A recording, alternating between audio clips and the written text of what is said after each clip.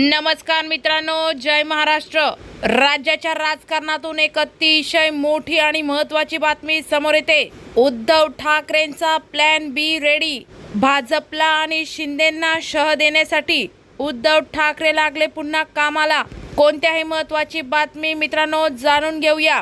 त्याआधी तुम्ही आपल्या चॅनलवर नवीन असाल तर अशाच राजकीय आणि महत्त्वपूर्ण बातम्यांसाठी आत्ताच तुम्ही लाईक, शेअर व सबस्क्राइब करा। तर कोणत्याही बातमी मित्रांनो जाणून घेऊया। काही राजकीय समीकरणानुसार जर शरद पवारांचा गट काँग्रेसमध्ये विलीन झाला तर प्रादेशिक पातळीवर भाजपचा थेट मुकाबला करणारा एकमेव मोठा प्रादेशिक चेहरा म्हणून उद्धव ठाकरे यांच्याकडे पाहिलं जाऊ शकतं। पवारांच्या या निर्णयामुळे पश्चिम महाराष्ट्र आणि मराठवाड्यातील जे आमदार आणि मतदान पूर्णपणे काँग्रेसच्या छत्रछायेखाली जायला तयार नाही असा मतदार पर्याय म्हणून उद्धव ठाकरेंच्या शिवसेनेकडे वळू शकतो। उद्धव ठाकरे, राज ठाकरे यांनी केवळ मुंबईचा विचार न करता संपूर्ण राज्यात आपली युती कायम ठेवत मेहनत घेतली, मळगळ झटकून संपूर्ण महाराष्ट्र पिंजून काढला तर भाजपला हा एक कडवट पर्याय ठरू शकतो। आपणच भाजपचे खरे आणि प्रखर वैचारिक विरोधक आहोत हे मतदारांना पटवून द्यावं लागेल। अशा वेळी शिवसेनेचं मूळ केडर आणि सत्ता एकनाथ शिंदेच्या हातातून पुन्हा खेचून आणणं हे ठाकरेंसाठी सर्वात मोठं आव्हान ठरणार आहे। लोकसभा आणि विधानसभा निवडणुकांप्रमाणे अल्पसंख्याकांच्या मतांवरती विसंबून न राहता काँग्रेसमध्ये गेल्यानं शरद पवारांपासून काहीशी नाराज असलेली बहुजन आणि मराठा समाजातील पारंपरिक मतपेढी ठाकरेंना आपल्याकडे ओढावीच लागणार आहे।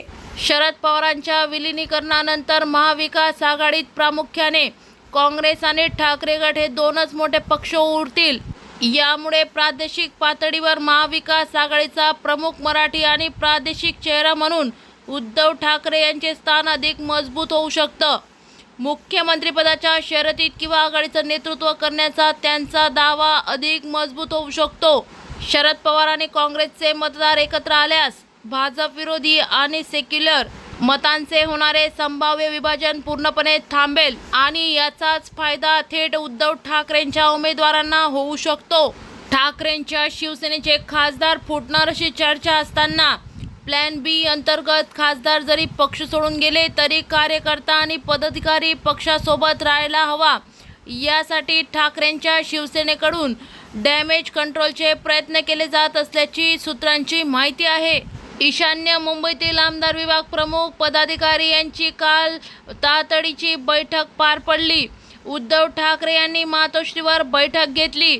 ईशान्य मुंबईचे खासदार संजय दिना पाटील हे आपल्या सोबत आहेत, त्यामुळे कुठल्याही अफवांवर विश्वास ठेवू नका असं उद्धव ठाकरेंनी पदाधिकाऱ्यांच्या बैठकीत सांगितलं।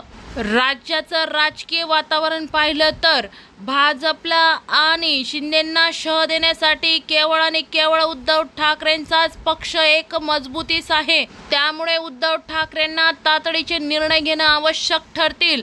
यावर मित्रांनो तुमचं मत काय हे आपल्या चॅनलवर नक्की कळवा।